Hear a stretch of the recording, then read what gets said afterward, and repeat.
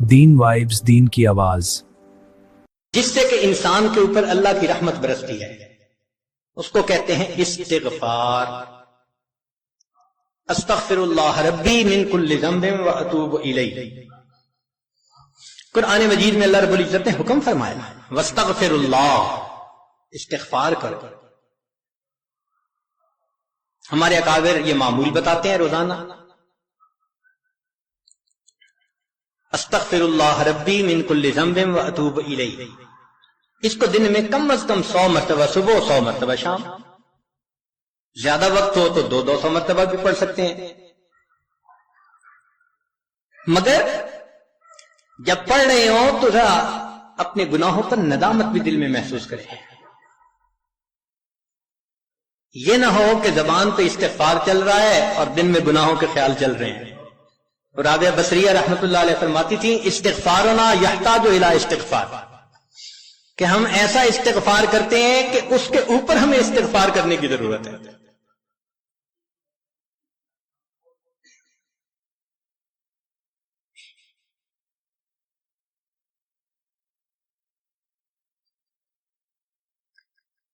صبح برکف، توبہ برلب، دل پر از لطف گناہ۔ ہاتھ میں تسبیح، زبان پہ توبہ اور دل گناہ کی لذت میں پڑا ہوا ہے۔ معصیت را خن میں آیت بر استغفار ماں، میرے استغفار کے اوپر تو گناہ بھی کھڑا ہنس رہا ہے۔ تو ایسا استغفار نہ ہو، صحیح ندامت کے ساتھ ہم استغفار پڑھیں تو اللہ تعالی کی رحمت برسے گی۔ دلیل قرآن عظیم الشان، بات پکی۔ اللہ رب العزت شاہ فرماتے ہیں لولا تستغفرون اللہ لعلکم ترحمون، قرآن کی آیت۔ اگر یہ استغفار کرتے تو کیا ہوتا؟ اللہ تعالی رحمت برساتے۔ تو اس کا مطلب ہے یہ گارنٹیڈ بات ہے کہ استغفار کرنے سے اللہ تعالی کی رحمت برستی ہے، انسان کے روح کو غذا ملتی ہے۔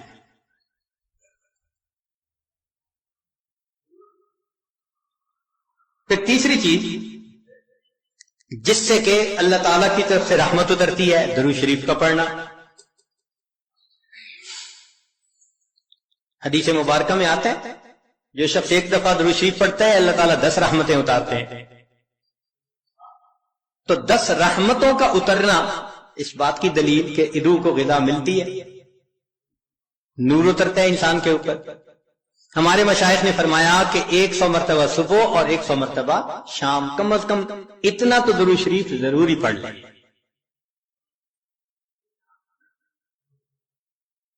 ایک صحابی رضی اللہ عنہ پوچھتے ہیں اللہ کے نبی صلی اللہ علیہ وسلم میں کتنا درود شریف پڑھوں؟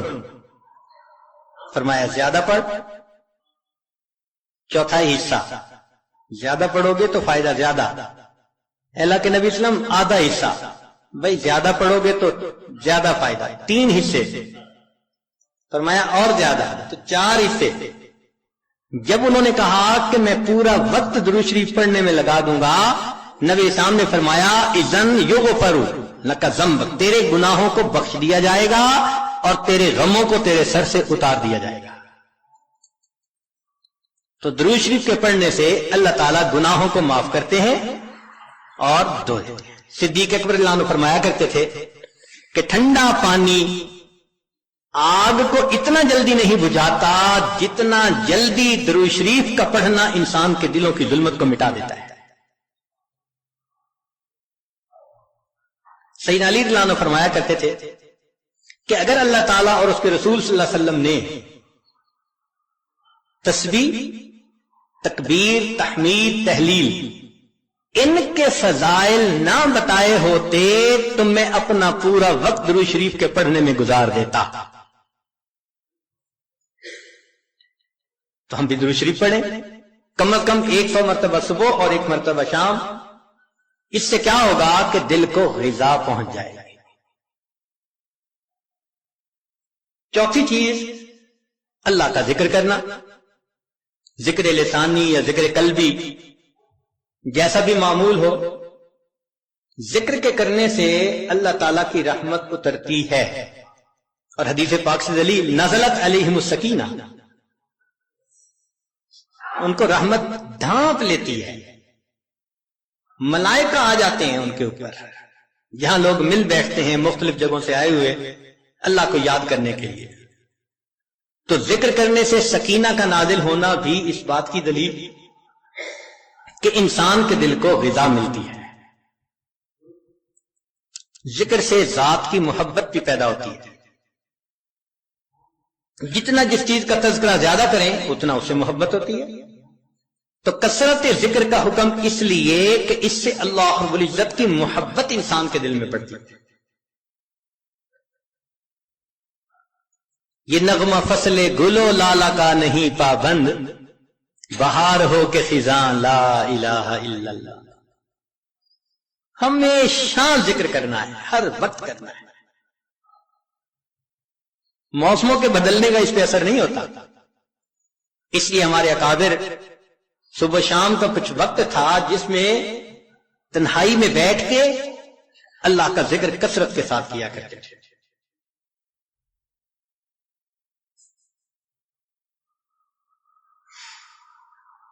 پھر پانچویں چیز جس سے کہ انسان کے اوپر رحمت اترتی ہے وہ ہے اتباع سنت۔ جتنا ہر عمل سنت کے مطابق ہوتا جائے گا اتنا اللہ کی رحمت ہم پہ برستی جائے گی۔ جتنا ہر عمل سنت کے مطابق، اس لیے ہمارے سلسلہ عالیہ نقشبندیہ میں بیعت ہونے کے بعد پہلا کام یہی بتاتے ہیں، ہر کام کو سنت کے مطابق کرنا ہے۔ سر کے بالوں سے لے کے پاؤں کے ناخنوں تک اپنے آپ کو سنت کے مطابق ڈھالنا ہے۔ کیوں؟ ایک تو اجر ہے، ایک قرب ہے، اللہ کی محبوبیت ملتی ہے، اور تیسرا یہ چیز انسان کے روح کی غذا بھی ہے۔ دلیل قرآن عظیم الشان میں سے ارشاد فرمایا اطیعوا اللہ والرسول لعلکم ترحمون، اللہ اور اس کے رسول کی اطاعت کرو تو کیا ہوگا؟ تمہارے اوپر رحمت برسے گی۔ تو اتباع سنت سے بھی انسان پر رحمت برستی ہے۔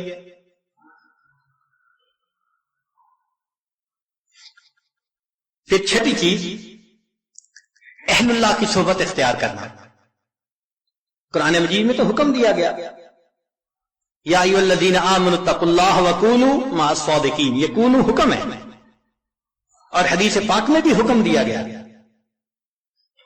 نبی علیہ السلام نے ارشاد فرمایا علیکم بمجالسۃ العلماء واستماع کلام الحکماء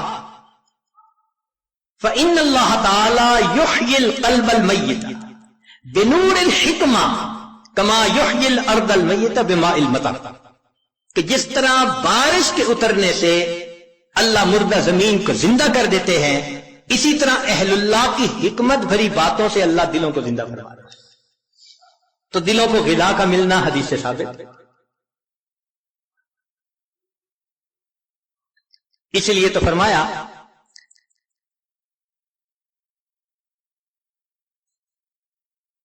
کہ انسان کہیں نہ کہیں اپنا تعلق جوڑے۔ مجدد ثانی رحمۃ اللہ فرماتے ہیں کہ ان مشائخ کی نظر شفا اور ان کا کلام کیمیا ہے،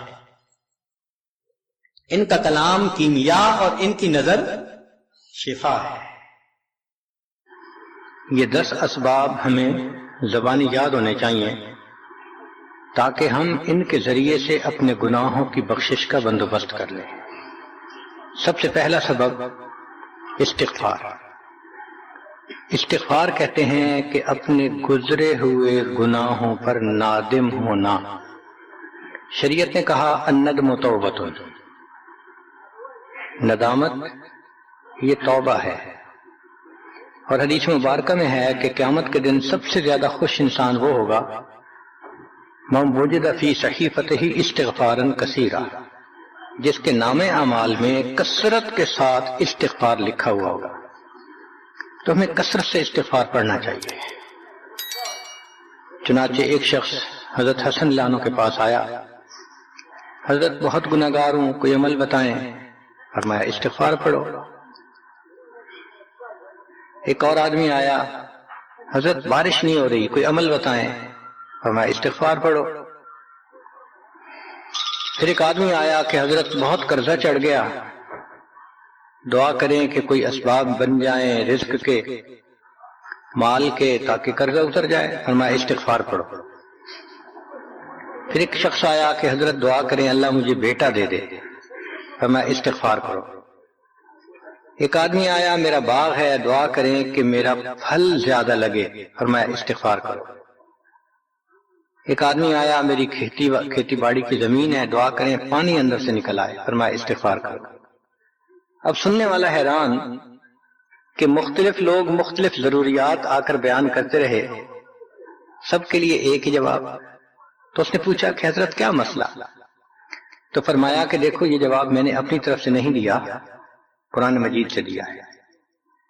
اللہ تعالیٰ ارشاد فرماتے ہیں قرآن مجید میں فَقُلْتُ اسْتَغْفِرُوا رَبَّكُمْ إِنَّهُ كَانَ غَفَّارًا۔ تو سب سے پہلے استغفار کرنے سے گناہوں کی بخشش ہوتی ہے۔ يُرْسِلِ السَّمَاءَ عَلَيْكُمْ مِدْرَارًا، تمہارے اوپر اللہ بارشیں برسائے گا۔ وَيُمْدِدْكُمْ بِأَمْوَالٍ، اللہ مال کے ذریعے تمہاری مدد کرے گا، وَبَنِينَ، اور بیٹوں کے ذریعے مدد کرے گا، وَيَجْعَلْ لَكُمْ جَنَّاتٍ، اور اللہ تعالیٰ تمہیں درختوں پہ پھل زیادہ عطا کرے گا، وَيَجْعَلْ لَكُمْ أَنْهَارًا، اور اللہ تعالیٰ تمہارے لیے زمین سے چشمے جاری فرما دے گا۔ آپ اگر غور کریں تو ہماری روزمرہ کی جو پریشانیاں ہیں وہ انہی میں سے ہیں۔ کوئی بیٹے کے لیے پریشان، کوئی کاروبار کے لیے پریشان، کوئی قرضوں کی وجہ سے پریشان۔ اس کا مطلب یہ ہے کہ اگر ہم استغفار کرنے کی عادت ڈال لیں تو ہمیں کسی اور عمل کی ضرورت ہی نہیں، اور یہ عمل قرآن مجید میں بتایا گیا ہے۔ یہ پروردگار عالم کا کلام ہے۔ ہم استغفار کم کرتے ہیں، کم از کم 100 مرتبہ صبح اور شام استغفار کا کرنا معمول بنا لینا چاہیے۔ آپ لوگ ڈرائیو کرتے ہیں اپنے دفتر جاتے ہوئے تو راستے میں جو آدھا گھنٹہ لگتا ہے اس میں کیا کرنا ہوتا ہے؟ بعض لوگ نعت سن لیتے ہیں، تلاوت سن لیتے ہیں، وہ بھی عبادت ہے، لیکن اس سے زیادہ بہتر یہ ہے کہ انسان خود پڑھے کچھ۔ تو اگر اس دوران آپ استغفر اللہ ہی پڑھتے رہیں تو سینکڑوں دفعہ استغفار نامہ اعمال میں لکھا جائے گا، اور اگر پورا پڑھ لیں استغفر اللہ ربی من کل ذنب واتوب الیہ تو یہ سونے پہ سہاگے والی بات ہے۔ تو اپنے ٹائمنگز کو ایسے ایڈجسٹ کریں کہ اس میں درود استغفار کثرت کے ساتھ آپ پڑھ سکیں، کیونکہ حدیث پاک میں یہ فرمانا کہ قیامت کے دن وہ بندہ بہت خوش ہوگا جس کے نام اعمال میں استغفار زیادہ ہوگا۔ دوسرا سبب ہے توبہ۔ توبہ اور استغفار بہت قریب ہیں، ان میں لائن آف ڈیمارکیشن ڈالنا تھوڑا ڈیفیکلٹ ہے، مگر علماء نے لکھا ہے کہ استغفار پچھلے گناہوں پہ ریپینٹنس کو کہتے ہیں، اور توبہ آئندہ گناہوں کو کمٹ نہ کرنا، اس کی کمٹمنٹ کرنا، عزم کرنا، اس کو کہتے ہیں۔ توبہ عزم جازم، ایک عہد کرنا کہ میں نے آج کے بعد گناہ نہیں کرنا، یہ توبہ کہلاتا ہے۔ تو گویا توبہ کا تعلق آئندہ گناہ نہ کرنا، استغفار کا تعلق پاسٹ کے ساتھ ہے کہ میں نے جو کیا برا کیا، اللہ بس میری غلطی کو پلیز معاف کر دیں، اس کو استغفار کہتے ہیں۔ اور یہ استغفار کا حکم اللہ رب العزت نے اپنے حبیب صلی اللہ علیہ وسلم کو دیا، فسبح بحمد ربک واستغفرہ، حکم ہے، صیغہ ہے امر کا۔ اللہ کے محبوب صلی اللہ علیہ وسلم کو اگر یہ حکم ہے تو سوچئے پھر ہمیں استغفار کرنے کی کتنی ضرورت ہے۔ توبہ ہر بندے پہ کرنی ضروری، چنانچہ کافر ہے تو وہ کفر سے توبہ کر کے مسلمان بن جائے، مومن ہے گناہوں سے توبہ کر کے نیک بن جائے۔ جو نیک ہے وہ جو اپنے اعمال کے اندر غفلت ہوتی ہے، نماز کی غفلت، ذکر میں غفلت، تلاوت میں غفلت، اس غفلت سے توبہ کرے، اور جو کہے کہ جی میں تو اس سے بھی توبہ کرتا ہوں، تو بھائی ہم جو اعمال کرتے ہیں یہ اس کوالٹی کے تو نہیں کہ اللہ تعالیٰ کے ہاں قبولیت پا سکیں گے۔ اب پھر استغفار کرنا کہ اللہ اس کو قبول کر لیجئے، کیونکہ اللہ کے محبوب صلی اللہ علیہ وسلم نے فرمایا ما عبدنا کا حق کا عبادت، اے اللہ ہم نے عبادت نہیں کی جیسے عبادت کرنے کا حق تھا۔ اگر سید الاولین والآخرین صلی اللہ علیہ وسلم یہ فرماتے ہیں، ہم کس کھیت کی گاجر مولی ہیں، ہماری عبادتیں کیا عبادتیں ہیں؟ تو استغفار کرنا، توبہ کرنا ہم میں سے ہر بندے پر لازم ہے۔ تیسری چیز جس سے کہ گناہ معاف ہوتے ہیں، الحسنات الماحیہ، نیکیاں۔ جو انسان نیک اعمال کرتا ہے تو گناہ دھل جاتے ہیں۔ نیک اعمال کی مثال صابن کی ہے، گناہوں کی مثال میل کی چیز ہے۔ صابن جتنا زیادہ لگتا ہے اتنا میل دھل جاتی ہے۔ ان الحسنات یذہبن السیئات، یہاں شیطان دھوکہ دیتا ہے۔ مثلا اگر کوئی بچہ تعلیم پا رہا ہے مگر کوئی گناہ بھی کرتا ہے، تیرے علم کا کیا فائدہ، گناہ تو چھوڑتا نہیں۔ بھائی اگر گناہ کرتے ہیں تو علم تو الٹا ان گناہوں کو دھوئے گا، وہ علم ہی چھڑوا دیتا ہے تاکہ دھونے کا مسئلہ ہی نہ رہے۔ اب عورت سوچے گی میں پردہ تو کرتی نہیں، نمازوں کا کیا فائدہ؟ یہ دھوکہ ہے شیطان کا۔ بھئی آپ نمازیں پڑھتی رہو، اس نمازوں کی برکت سے اللہ پھر پردے کی بھی توفیق دے دیں گے۔ تو نیکی نہیں چھوڑنی چاہیے کبھی بھی، یہ سوچ کے جی میں اچھا تو ہوں نہیں، کیا فائدہ؟ فائدہ ہے۔ جب اللہ فرما رہے ہیں کہ نیکیاں گناہوں کو دھو دیتی ہیں، بھئی گناہ تو ہم چھوڑتے نہیں اور نیکی آرام سے چھوڑ دیتے ہیں، یہ کہاں کی لاجک ہے؟ تو اس لیے نیکی بھاگ بھاگ کے کرنی چاہیے۔ اگر گناہ ہیں تو نیکی اور زیادہ کریں تاکہ نیکی کی برکت سے گناہوں کی ظلمت ختم ہو جائے اور دھل جائے۔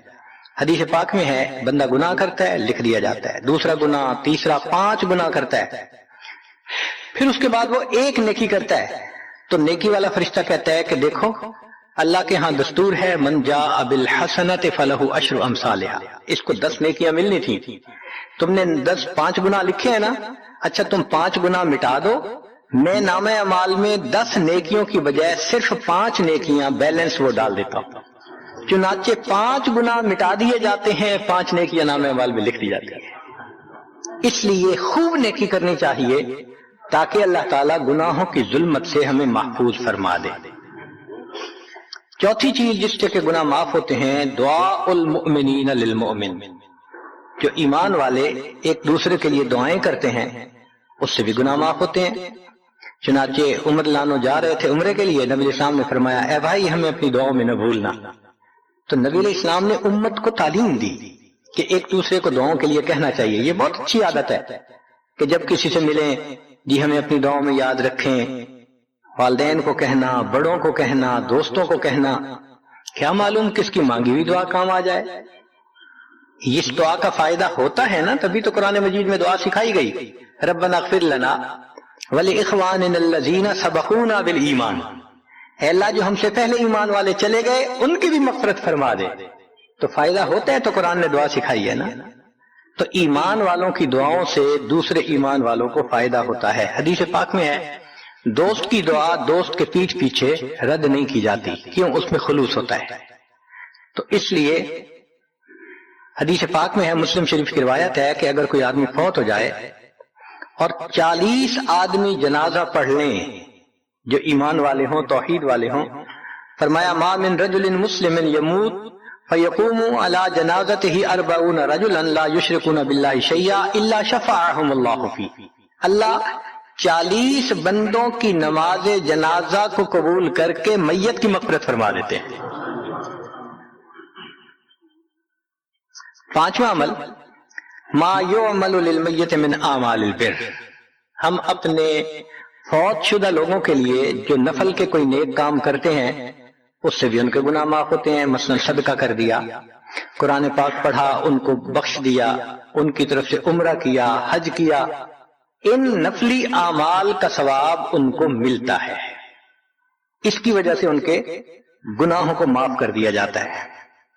چنانچہ حضرت شیخ الحدیث رحمۃ اللہ علیہ نے فضائل ذکر میں یا کسی اور کتاب میں واقعہ لکھا ہے کہ ایک اللہ والے تھے، قبرستان کے قریب سے جاتے ہوئے انہوں نے کچھ پڑھ کے قبرستان والوں کو بخش دیا۔ رات خواب دیکھا کہ وہی قبرستان والے ہیں اور ایک آدمی آتا ہے جیسے کوئی ڈاک تقسیم کرنے والا ڈاکیا ہوتا ہے، اور سب اس کی طرف بھاگ پڑتے ہیں جیسے ڈاک لینے کے لیے ہو۔ ایک بندہ پیچھے آرام سے بیٹھا ہوتا ہے، وہ پوچھتا ہے کیا معاملہ؟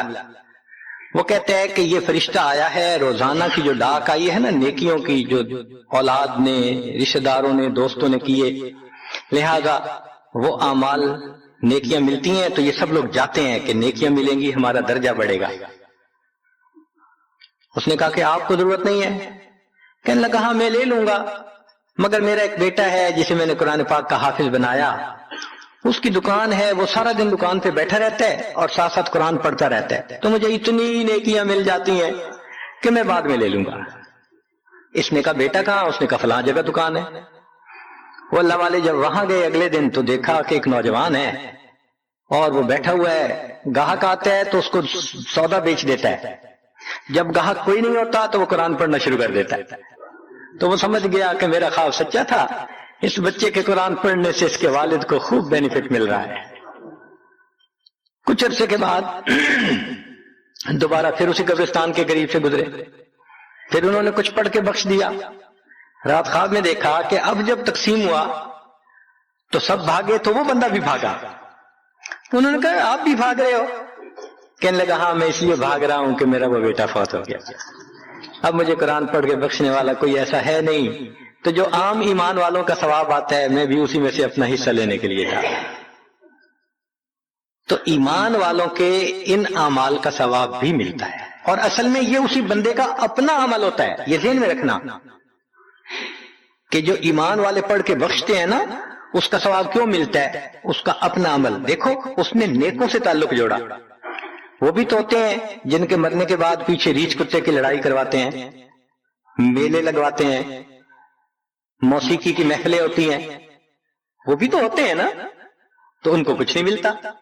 اس بندے نے نیکوں سے محبت کی، یہ اس کا اپنا عمل ہے، اس کی محبت کی وجہ سے اب یہ لوگ اس کو پڑھتے ہیں، اللہ اس کو ثواب پہنچا دیتے ہیں، اس کے اپنا عمل ہے اصل میں۔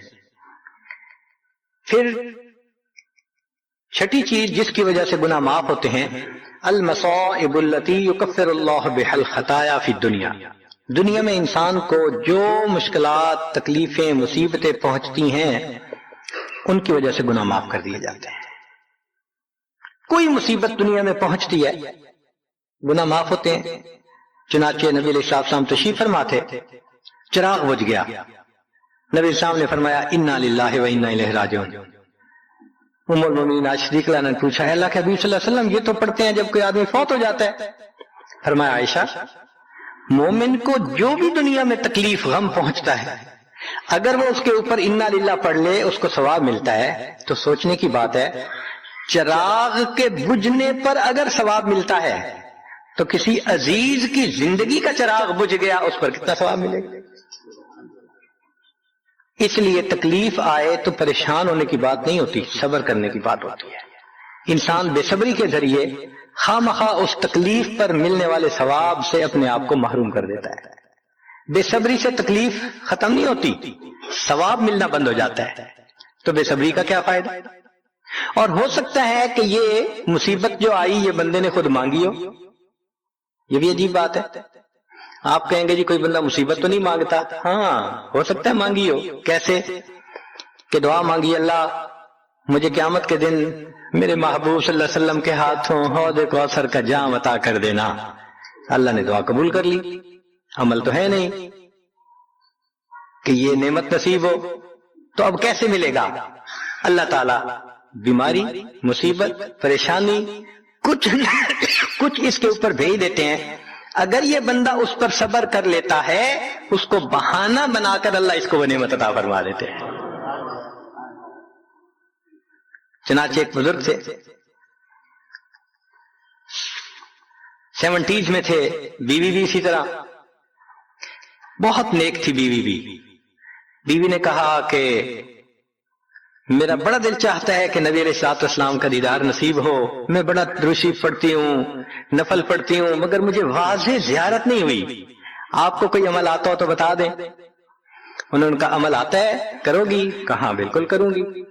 کہنے لگے اچھا جمعہ کا دن آ رہا ہے، خوب نہا دھو کے وہ جو دلہن والے کپڑے تھے نا تمہارے کناری والے گوٹے، وہ پہننا اور میک اپ کرنا اور خوشبو لگانا، اور میں بس جمعہ پڑھ کے آؤں گا تو پھر ٹھیک ہے۔ اس نے کہا بہت اچھا، وہ اللہ کی بندی نہائی دھوئی دلہن کی طرح خوب تیار ہوئی، کپڑے دلہن والے پہنے۔ ان بزرگوں نے جمعہ کی نماز پڑھی تو ساتھ بھائی کا گھر تھا اس کی، یعنی ان کی بیوی کا، تو بیوی کے بھائی کے گھر چلے گئے، اس کو جا کے کہا میری عمر دیکھو اور آ کے اپنی بیوی بہن کی حالت دیکھو۔ اس نے کہا کیا مسئلہ؟ وہ ساتھ آ گیا، اور جب گھر آ کے اس نے دیکھا تو بیوی تو دلہن بنی بیٹھی ہے۔ بھائی کو غصہ آیا، تمہیں اپنی یہ تمہاری عمر اور یہ تمہارے لچھن۔ اس نے تو ڈانٹا اور وہ بیچاری روئی، اس کا دل ٹوٹا، رو رو کے حال برا، سو گئی۔ اللہ کی شان کہ اس نیند میں اس کو نبی علیہ السلام کی زیارت نصیب ہو گئی۔ اب وہ اٹھی تو وہ خوش بھی ہے اور پریشان بھی ہے، خوش اس بات پہ کہ زیارت ہو گئی، اور پریشان اس بات پہ کہ میاں نے کیا کیا، خود کہا دلہن بنو اور خود بھائی سے مجھے ڈانٹ پڑوا دی۔ تو پھر اس نے پوچھا کہ آپ نے ایسا کیوں کیا؟ انہوں نے کہا دیکھو میں تمہاری زندگی کو قریب سے جانتا ہوں، میں نے تمہیں اتنا پیار محبت سے رکھا ہے کہ تمہیں زندگی کے کوئی تکلیف نہیں پہنچنے دی میں نے۔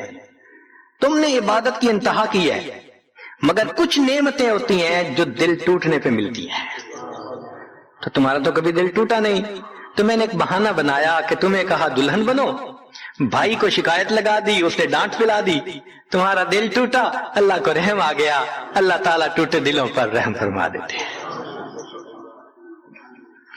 تو ممکن ہے کہ یہ مصیبت، یہ پریشانی اللہ کی طرف سے ہمارے لیے انعام کا سبب بن کے آئی ہو۔ اس لیے ہمارے بزرگوں نے کہا سکھ دکھاں تو دیواں وار، کہ میں سکھوں کو دکھوں پہ قربان کر دوں، سکھ دکھاں تو دیواں وار، دکھاں آن ملائم یار، کہ دکھوں نے مجھے میرے یار سے ملا دیا۔ اللہ کو بڑا ترس آتا ہے اس بندے پر جس پر کوئی مصیبت آتی ہے، پریشانی آتی ہے۔ پھر ساتویں چیز جس سے کہ گناہ معاف ہوتے ہیں، ما يحصل فی القبر من الفتنة والزغطة والروع، قبر کے اندر انسان جب جائے گا تو اس کو وہاں پر زغط قبر پیش آئے گا، قبر دباتی ہے، اس قبر کے دبانے سے بھی گناہ معاف ہوتے ہیں، اور یہ زغط قبر ہر کسی کو پیش آئے گا۔ سعد لانو ایک صحابی ہیں، نبی علیہ السلام نے ان کا جنازہ پڑھایا اور اللہ کے محبوب صلی اللہ علیہ وسلم پنجوں کے بل چلنے لگے، تو صحابی نے پوچھا اے اللہ کے حبیب صلی اللہ علیہ وسلم آپ ایسے چل رہے ہیں؟ فرمایا سعد کی نماز جنازہ میں شرکت کے لیے اتنے فرشتے آسمان سے اتر آئے، مجھے پاؤں رکھنے کی جگہ نہیں مل رہی۔ پھر حدیث پاک میں آتا ہے کہ نبی علیہ السلام نے فرمایا سعد کی وفات پر اللہ کا عرش بھی 3 دن تک روتا رہا۔ جن کی وفات پہ اللہ کا عرش روئے، اللہ کے فرشتے جنازے میں اتریں، کیسے اللہ کے مقبول بندے ہوں گے؟ پھر نبی علیہ السلام نے فرمایا سعد کو بھی زغط قبر پیش آیا۔ تو اس کا مطلب یہ ہے کہ یہ زغط قبر تو پیش آنا ہی ہے، ہر کسی کو آنا ہے، کوئی بھی ہو۔ اب یہ عجیب سی بات ہے، مگر اس کو سمجھیں کہ کیوں پیش آنا ہے۔ آپ اگر کسی ریسٹورنٹ پہ جائیں اور جا کے سویٹ ڈش کھائیں یا کباب کھائیں تو بل پے کرنا پڑتا ہے نا، گروسری سٹور سے جا کے کوئی چیز لائیں بل پے کرنا پڑتا ہے نا، ہر چیز کا بل ہوتا ہے نا۔ اس دنیا میں انسان جو مزے لیتا ہے بھلے جائز صحیح، ان کی بھی ایک کاسٹ ہے اور وہ اسے پے کرنی پڑے گی، اور وہ کاسٹ زغط قبر سے پے ہوگی۔ اس لیے جس کی زندگی غربت میں گزری ہوگی اس کا زغط قبر بہت کم ہوگا، اور جس نے عیش آرام مزے سہولت انجوائے کیا کاسٹ تو دینی پڑے گی نا، تو زغط قبر تو پیش آنا ہے۔ ہمارے والد صاحب بچپن میں دیکھتا تھا میں کہ بہت اچھا سالن بنا ہوتا تھا نا، تو اکثر وہ گلاس پانی کا اٹھاتے تھے اور ایک گھونٹ پانی ڈال دیتے تھے۔ مجھے سمجھ نہیں آتی تھی یہ کیا کرتے ہیں، میں اکثر ان سے پوچھتا تھا ابو آپ ایسے کیوں کرتے ہیں، نہیں بتاتے۔ جب ان کی وفات ہوئی تو بعد میں والدہ صاحبہ نے کہا کہ اصل میں وہ یہ کہا کرتے تھے کہ نفس میرا دشمن ہے، میں اس نفس کو لذتیں کیوں دوں؟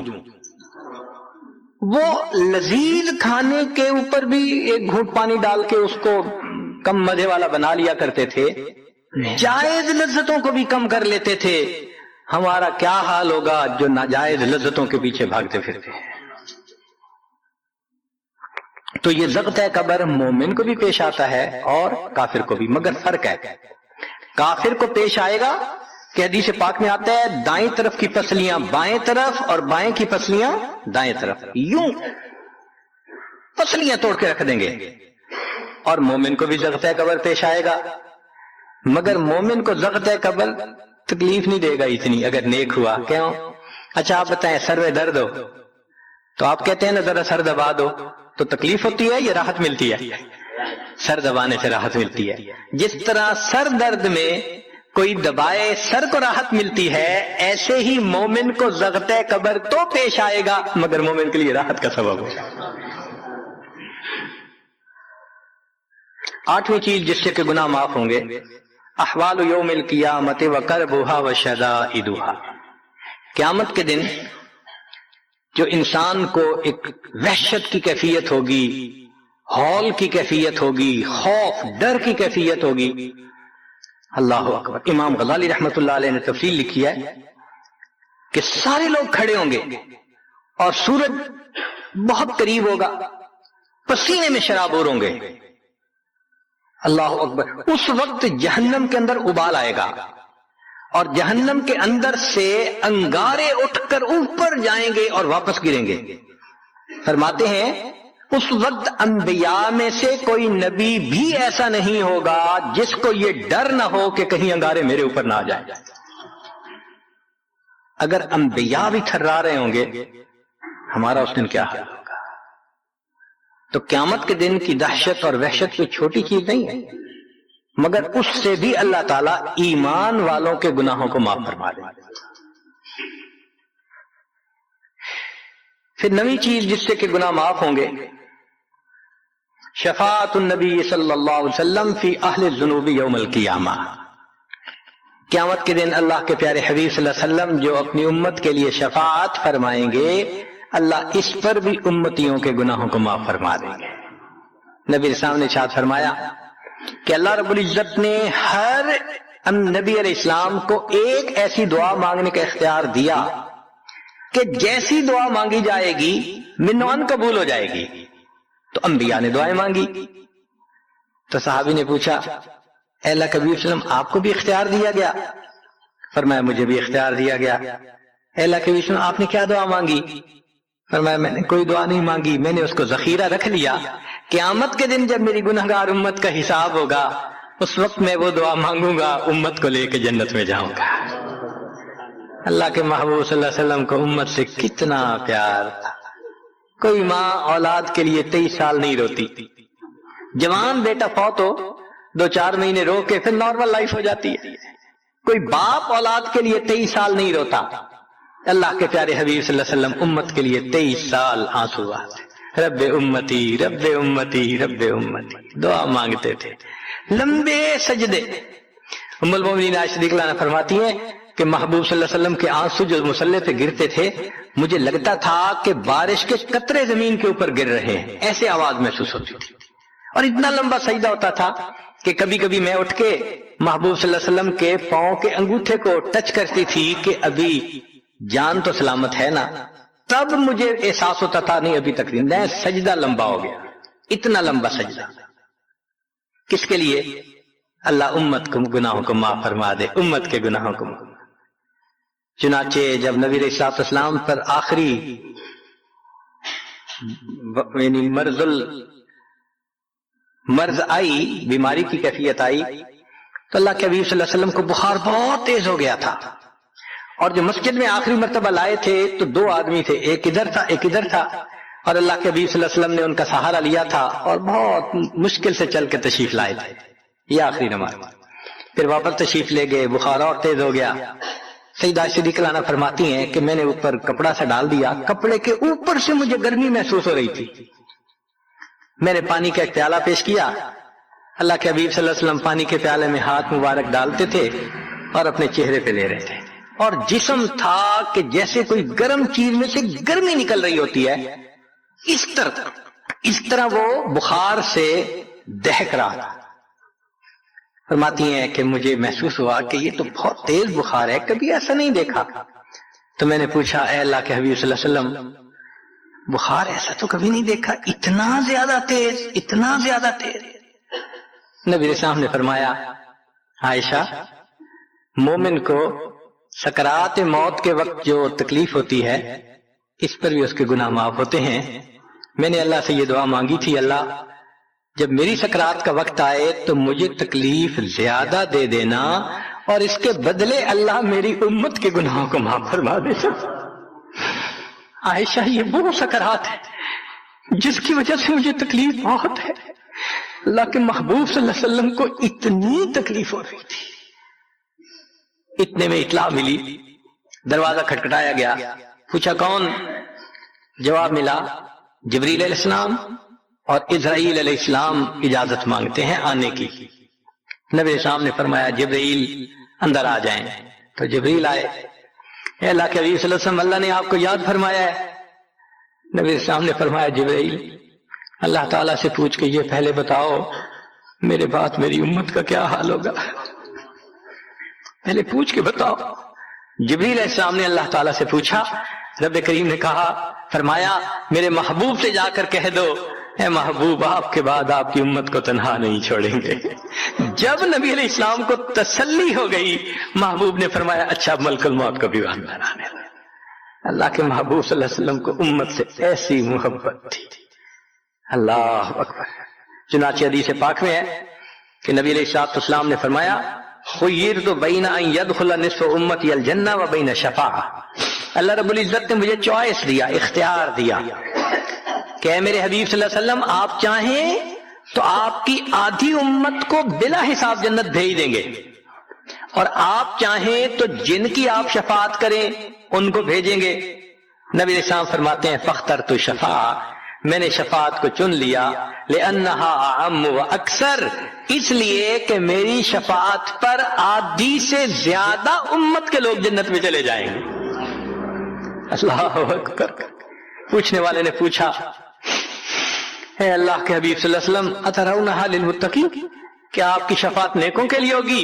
فرمایا لا ولکنہا للمذنبین الخطائین المتلوثین، نہیں، میری شفاعت میرے امت کے گناہ گاروں کے لیے ہوگی۔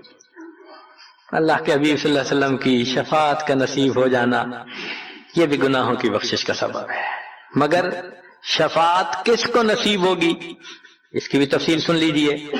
کچھ لوگ ہوتے ہیں سنت کو دیکھتے ہیں، ان کا دل خوش ہو جاتا ہے، وہ سنت رکھنے والے کو انکریج کرتے ہیں، اس کو مورل سپورٹ دیتے ہیں، نہیں نہیں تم نے اچھا کیا۔ اور کچھ وہ ہوتے ہیں کہ جو دیکھتے ہیں چہرے پہ سنت سجی، کیا ملا بن گئے، کیا تم نے چہرے پہ کر لیا۔ علماء نے لکھا جس نے سنت کو دیکھ کر ناگواری کا اظہار کیا اس نے اپنے آپ کو شفاعت سے محروم کر لیا۔ یہ نہیں ہے کہ ہم سنت کا مذاق بناتے پھریں اور ہمیں شفاعت نصیب ہوگی، نہیں، احترام ہو دل میں سنت کا۔ نبی علیہ السلام کی ایک ایک سنت پہ قربان ہو انسان، جب یوں محبت ہوگی تو پھر نبی علیہ السلام کی شفاعت بھی ان کے لیے ہوگی۔ 10واں سبب جس سے کہ گناہ معاف ہوں گے، رحمت اللہ و عفوہ و مغفرتہ بلا سبب من العباد۔ قیامت کے دن انبیاء کرام شفاعت کریں گے، بخشش ہوگی، پھر علماء کریں گے، شہداء کریں گے، پھر سب جنتی شفاعت کریں گے، حتیٰ کہ کوئی ایسا نہیں رہے گا کہ جو کسی اور کی شفاعت کرے، اور وہ لوگ جہنم میں ہوں گے کہ جن کا کوئی جنتی واقع بھی نہیں ہوگا۔ اللہ اکبر۔ سالوں وہ جہنم میں جلتے رہیں گے، جلتے رہیں گے، پھر ایک وقت آئے گا کہ ان میں سے جن کے دل میں تھوڑا سا بھی ایمان ہوگا نا، اگرچہ اس کی شفاعت کرنے والا کوئی نہیں ہوگا، ان کو بھی اللہ بخشنے کا سبب بنائیں گے۔ وہ کیسا ہوگا؟ حدیث پاک میں آتا ہے کہ یہ جو ایمان والے ہوں گے نا، ان کے اور کافروں اور مشرکین کے درمیان جو دیوار تھی نا آگ کی، اس کو ذرا ٹرانسپیرنٹ اللہ بنائیں گے. تو مشرکین دیکھیں گے اور کہیں گے ہم تو جل ہی رہے تھے، اور تم تو کلمہ پڑھتے تھے، تم بھی یہاں جل رہے ہو. تو وہ جب ان کو کلمے کا تانا دیں گے کہ تمہارا نام تو مسلمانوں والا تھا نا، تو اس وقت وہ جہنمی اللہ سے فریاد کریں گے، اللہ تیری توحید کا تانا دیتے ہیں، کہاں گیا تمہارا خدا، تم بھی ہمارے ساتھ جل رہے ہو. جب وہ فریاد کریں گے، اللہ تعالیٰ جبرائیل علیہ السلام کو فرمائیں گے، جبرائیل جاؤ، جس کے دل میں ذرہ برابر بھی تمہیں ایمان نظر آتا ہے اس کو بھی جہنم سے نکال، ان کو بھی جہنم سے نکال دیا جائے. پھر اس کے بعد وہ بچیں گے کہ جن کا ذرہ ایمان بھی نہیں فرشتے کو نظر آئے گا، مگر اللہ فرمائیں گے انبیاء نے بھی شفاعت کر لی، شہداء نے بھی، علماء نے بھی، جنتیوں نے بھی، اب میں اپنی رحمت کا اظہار کرتا ہوں، میں بھی تو بندوں سے محبت کرتا ہوں. حدیث پاک میں ہے ثلاث حشیات، یوں کر کے اگر گندم ہونا اور انسان دونوں ہاتھوں کو ایسے کرے تو اس کو لپ کہتے ہیں، لپ بھرنا. تو اس میں ہزاروں چاول کے دانے آ سکتے ہیں. سوچئے اللہ رب العزت لپ بھریں گے تو وہ کتنی بڑی ہوگی، کھربوں لوگ ہوں گے.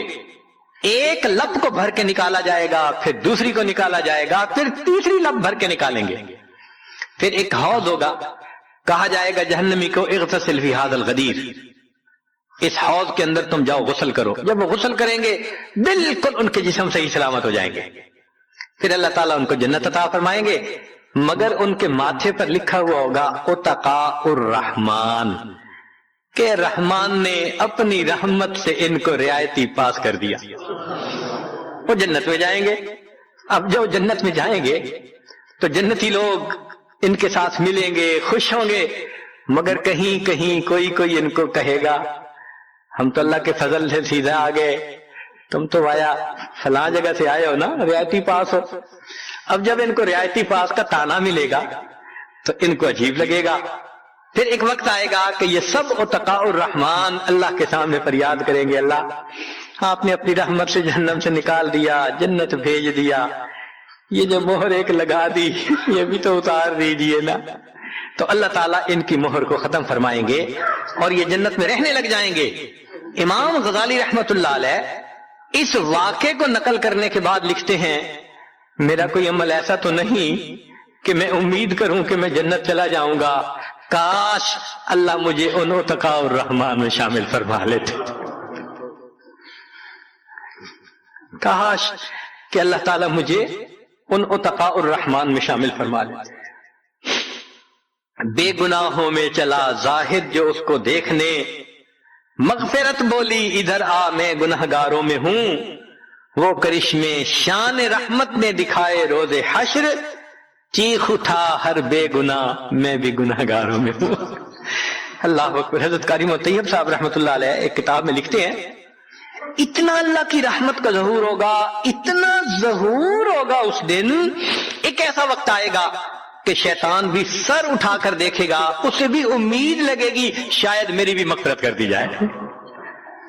وَكَانَ بِالْمُؤْمِنِينَ رَحِيمًا. اللہ تعالیٰ قیامت کے دن اپنی رحمت کا اظہار فرمائے. اللہ کرے قیامت کے دن اللہ کی رحمت سے ہمارا کام بن جائے. اللہ تعالیٰ ہمیں اپنے گناہوں سے سچی توبہ کرنے کی توفیق عطا فرمائے اور اللہ تعالیٰ ہمیں اپنے بخشش کیے ہوئے گنہگار بندوں کی قطار میں قیامت کے دن شامل فرمائے. وآخر دعوانا ان الحمد للہ رب العالمین.